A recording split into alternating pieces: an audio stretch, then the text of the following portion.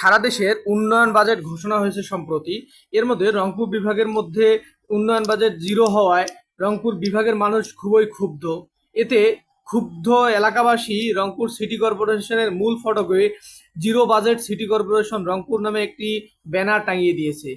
তারা খুব আফসোস করে বলতেছিল যে প্রতি বছরেই রংপুর বিভাগ বৈষম্যের শিকার হয়ে আসে, এবারও তার ব্যতিক্রম হয়নি। তারা প্রতিবাদ স্বরূপ মূলত রংপুর সিটি কর্পোরেশনের যে মূল ফটক ছিল এই ফটকে এই ব্যানার টাঙিয়ে দেয়।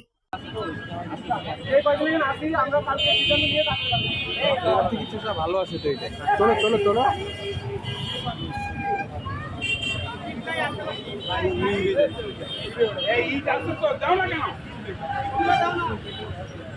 দর্শক, যেমনটি দেখছেন যে রংপুর সিটি কর্পোরেশন নাম পরিবর্তন করে দিয়ে zero budget Rangpur city corporation সেই নামটি কিন্তু তারা করে দিচ্ছেন।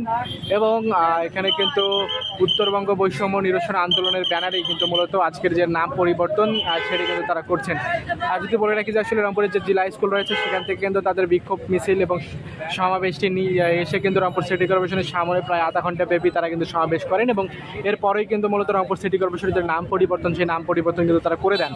এবং সেই নাম পরিবর্তন করে দেওয়ার যে ব্যানার সেই ব্যানারটি কিন্তু তারা বর্তমান রংপুর সিটি কর্পোরেশনের যে মেন যে গেট বা মেন যে ব্যানার ছিল সেই ব্যানারে কিন্তু তারা উপরেই কিন্তু zero budget Rangpur city corporation সেই ব্যানারটি কিন্তু লাগিয়ে দিচ্ছে।